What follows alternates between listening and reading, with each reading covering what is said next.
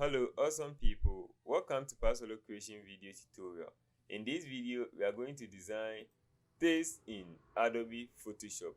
No design skills required. We are going to start right at the beginning and work ourselves through to the end. So stick with me if you want to know how to apply this same background effect to your design, how to use rulers to arrange your image like I have done here, and how to group your layers and apply colors to them for easy identification. And please, if you want to have one-on-one training with me, pick my contact in the description below, WhatsApp me, and it's very affordable. I will leave the PSD file and the source file all in the description below for you to download also. Please don't hesitate to ask me anything in the comment section.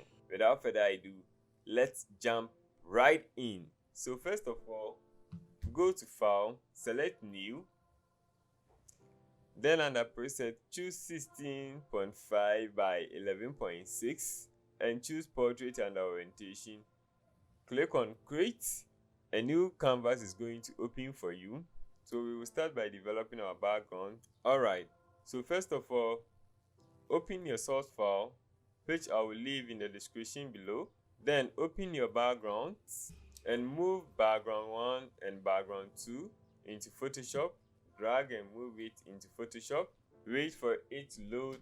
Click on Enter to accept changes like this. Then with your background 2 selected, right click on it and rasterize the layer. From there, go to Filter, Blur, Gaussian Blur, and move your slider to 50 and click on OK to have this blurry background like this. Then with your background 1 selected, go to FX, apply color overlay and choose hard light for the blending mode, and the set color, choose a deep violet color like this. You can pick the color code 49036A and click on OK to accept changes. Then from here, add a new layer by clicking on the plus sign here. Then with your brush selected, shortcut is B, your brush tool selected.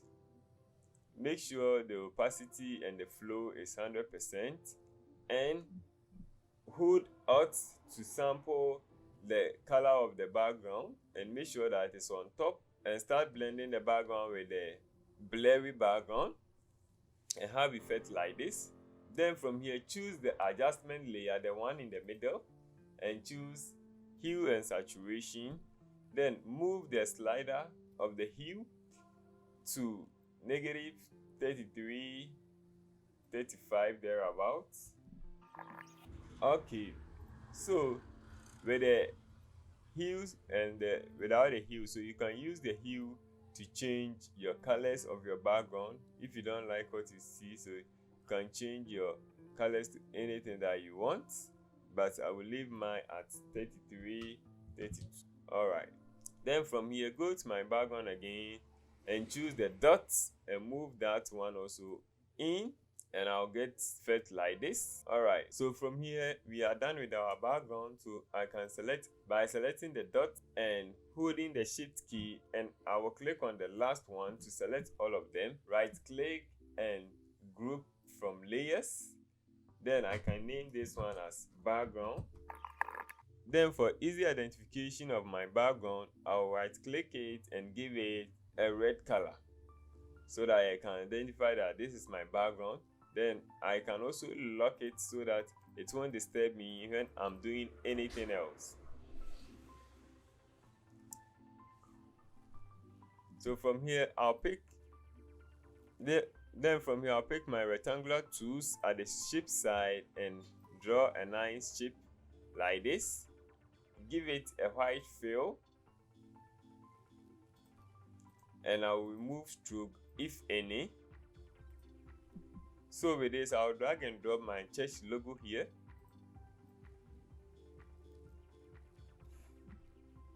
Click on Enter to accept changes. Then position it how you want it. So from here, I'll add my church name. So I'll go to my source file, which will be in the description below for you. Alright, so I'll just copy and paste my text into Photoshop. So highlight it and copy. Then Photoshop, I'll grab my text tool, that's the big T here, click on it to select it, and click once on the document or the canvas, and Ctrl V to paste it. Then by holding down my Alt, I can use my mouse wheel to zoom in. So I will do a little editing of the name of the church and come back quickly.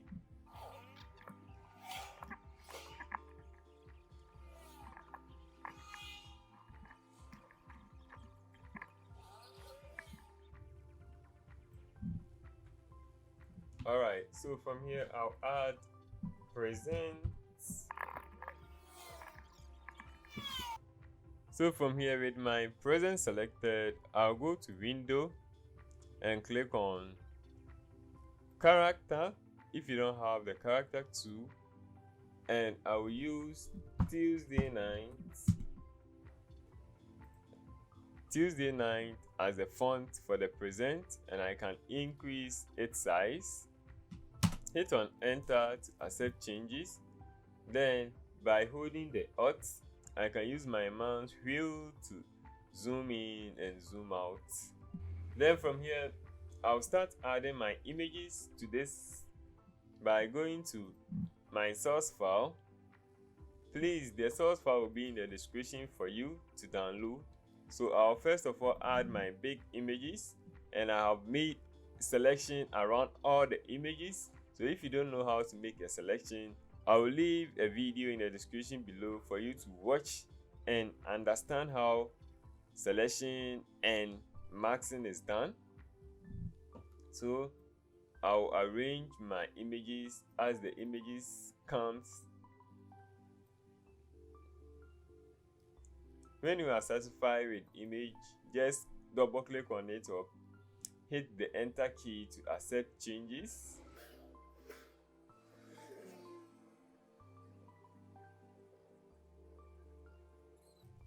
Alright, to use your rulers to arrange your images, first of all, if you don't have the rulers, go to view and you see rulers. Just click on it and it will come, or Ctrl R for the rulers to come. Then hold on the rulers type and drag down and you get the rulers. Then I will leave this one on top like this. Then I'll drag a different one so that there will be two. Okay. Then I'll drag a different one again and leave this one also somewhere here. So I'll move the host to the first ruler or the first line. Then I'll go to edit, transform, and choose scale, or you can click on Ctrl T for the scaling, and then I will scale the image up like this. And you can use your control keys to move the images around like this. Click on enter when you are satisfied. Then I will move the second paper to the second line like this. Then I would also need another ruler to measure this paper also, and the last one to measure this man of God. So let me move this one to a place like this so that all of them can be seen very well. Okay, so if you are satisfied, you can also select all of them and move them up or left or right if you are not satisfied with any of them. But you see that it seems that this one is too big, so I will reduce the size a bit. Then I will increase this. Alright, so when you are done putting all your images together, select all of them. Just click and hold and drag over all the images. Then right click and group from layers and name this one as big images or big photos. And from there you can also right click and give this one a yellow color to identify that this one is, the yellow colors are our images or photo. Then also I can group my present, my logo and everything into one, since all of them are at the top. So logo and church name. So the text, I would like to give it a different color, like orange. Orange is too close. Let me use blue. So if I see any blue, I will recognize that at least it is a text and the logo. Alright, let me use gray instead. Okay, and I'll use blue for the rest of the text. So from here, to hide or to remove your rulers, if you don't need them again, you can just drag and move them up like this, or you can simply click on Ctrl H to hide them and Ctrl H to unhide them, but I prefer moving them upwards. So from here, with my rectangle tool selected, I'll draw a nice rectangle. When the property panel opens for me, I'll click on the link together radius so that it will not link all the edges. Then I'll drag this one inside like this. When I'm done, I'll click on the move tool or V shortcut and move this one on top or forward to the top like this, and remove stroke if any.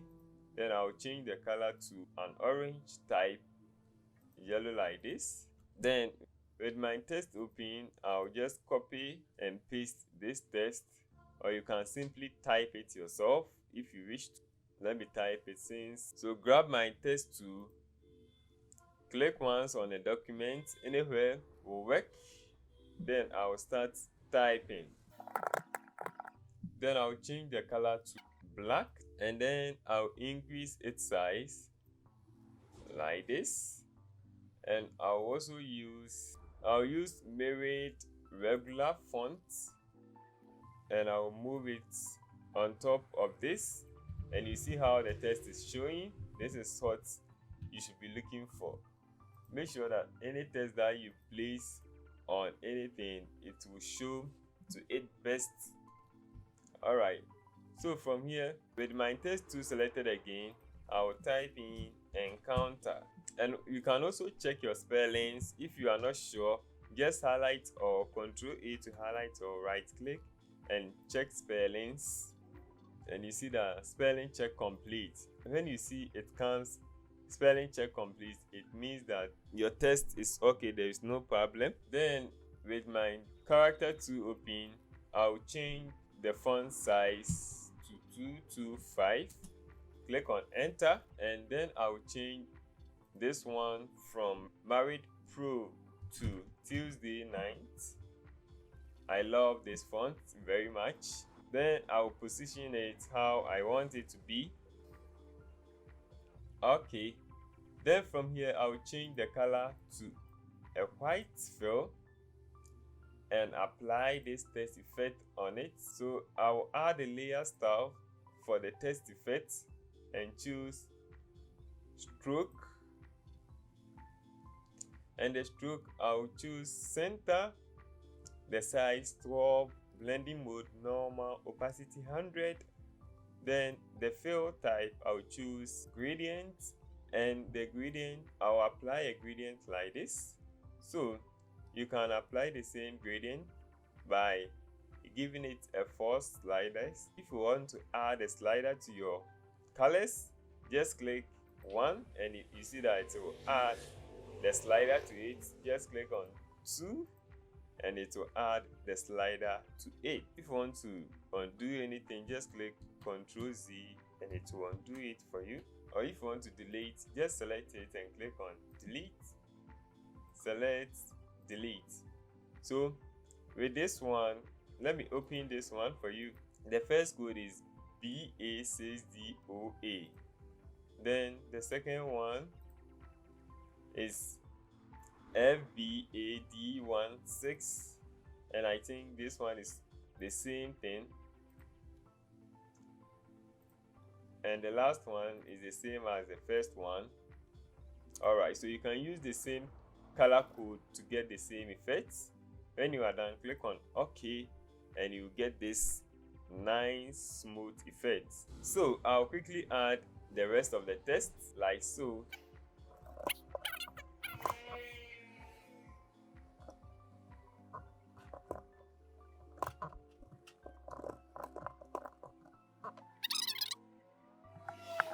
Then I'll change the color to the same color as here, and let me move all of them a little bit forward or a little bit up.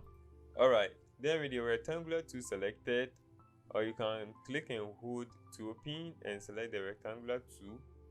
Draw a nice rectangle like this, and this time around we don't want fill, but we want the stroke, but we want it in white color, and change it to maybe 3.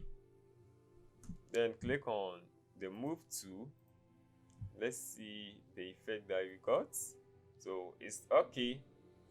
Then I would like to hide some part of it, so let me group this one. So with my width selected, and I'll select the last rectangle too. Ctrl G to group it, and I'll name this one main tests.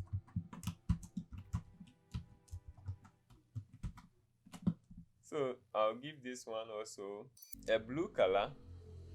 So any text that I'll apply, I'll give it a blue color. Then with my rectangular marquee tool selected, and make sure that rectangle 3 is also selected, I'll drag over a point and I'll add a max to that area, and you see that it hides everything. So let's invert this by going to image, select adjustment, and select invert. So it will hide this place rather than hiding the whole portion. Then with my text tool selected, I'll type 19. Then I will reduce the font to maybe 25 and move it upwards. Then I will open my text tool again and copy and paste 19.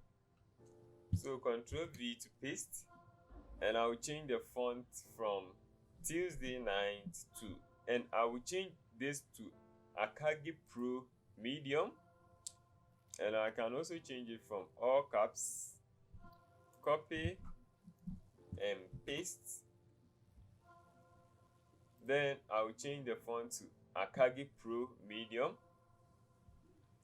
And if you don't know how to download and install font in Photoshop, I will leave a video in the description below for you to watch after watching this. Then from here, let me increase the size to maybe 30. Okay, 30 works perfectly fine.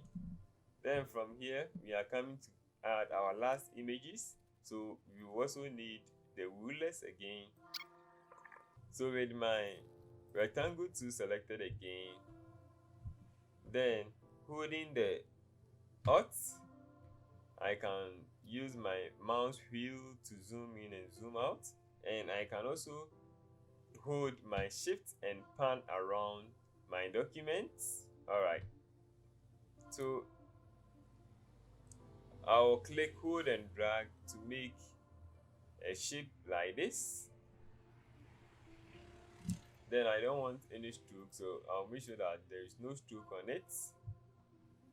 Then I will copy and bring the other one down. So you can see that I have a lot of space down here, so I can decide to increase the size a little bit like this. And let me see. Okay, this one is okay now.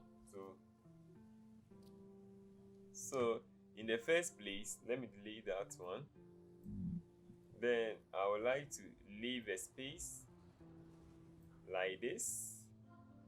Alright, and I'm holding the space bar to pan around the document. So you see that I disable the link together radius, so that when I drag any place, it won't affect all of them.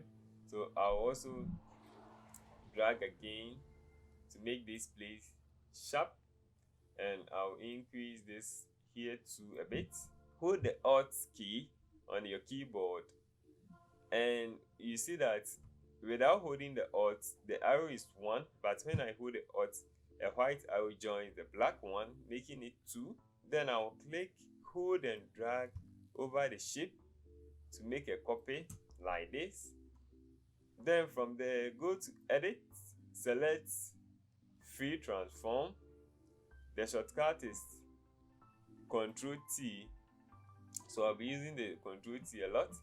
Then right click over it, flip vertical, and you see that we now get a shape like this. From here it curves, and here to when it ends here it curves. All right, so I can hold both of them, drag to make like so. I can select this one, select the other one, holding the shift key. Then I'll hold the Alt, and I'll hold the Alt so that the white arrow joins the black one, meaning that I want to copy. I'll click, hold and drag to make a copy. Then I will leave a space like this, but here we don't want the curve, so I'll click on it, and with my property panel open. If you don't have the property panel, just go to Window, select Properties, and you get it. Then from here, I will leave this one as 0. Then I want the 50 here, but I want 50 also here, so I will do the same thing. 0. I now have this nice smooth curves going around these edges. Then from here I can select this, and I'll click, hold and drag to make a duplicate. You see that it gave me the same interval that I have here. It's because I have my smart guys around. So if you don't have it, go to View, then under Show you will see Smart Guys. Make sure it is checked, and when it is checked, you are going to get the same effect. So if I drag, you see that when I reach the same point, it gives me 57 pages, 57, 57. Then I will leave it. Okay, so with the last one, I'll copy this one, drag over it,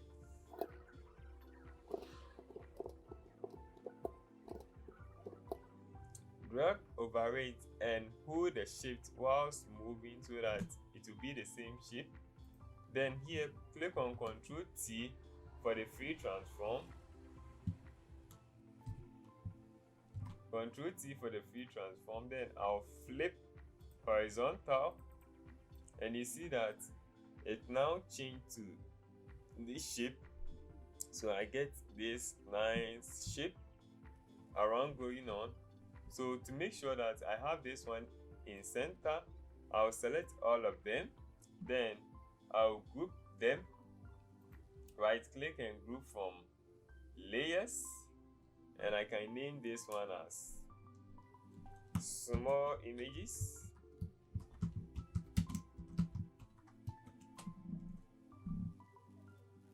Alright, then with that selected, with the group selected, go to select all, and make sure that you align it to the center, and you go to select and deselect the selection. Then from here I would like to give it a color. So the photos, I gave it yellow color, so I'll give it the same color, yellow, to know that this one is also images or pictures. So from here, what it has left for us to do is that we have to quickly add the images. So for me to add the images, I'll select the first rectangle, then I'll go to my images. You see that we first move the big images, so when we open it is with the big images. So let me open the small ones. Then you can drag according to your wish.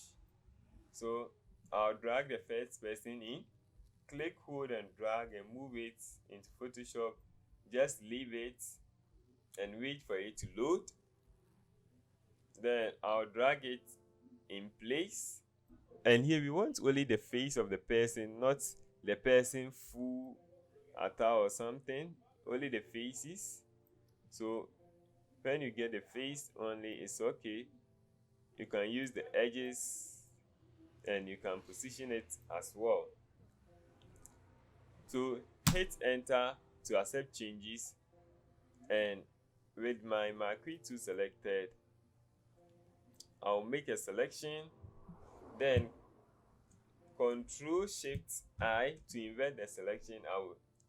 And then I will delete the unwanted parts, and then I will make sure that I rasterize the layer, then I will delete the unwanted part. Okay, and Control D to hide the selection. Then right click on the image and create creeping marks, and it is going to creep it together for you. Alright, then I'll select my second rectangle, drag and drop the image into Photoshop, position it, and then reduce the size. Something like this is okay. Then I'll right click over it, rasterize the image, then with my marquee tool selected, make a selection around the image, then Control I to invert it and delete the unwanted parts, and right click over it and create a creeping marks. The reason why we are deleting the unwanted part because we don't want the image to be so big. Otherwise, when we are making a selection, the image start to become big and stuff, and it will be disturbing you. Then from here, move to the next image, reduce its size a bit, position it how you want it. Then with my marquee tool selected, you see that the shortcut is M. So I'll just make a selection,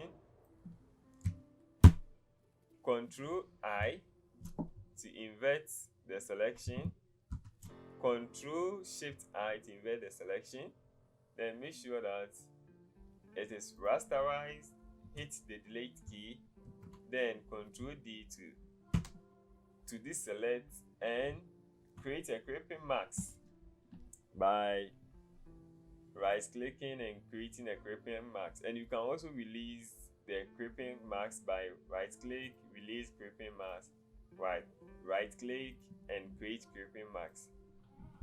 So I will quickly do the rest and come back quickly.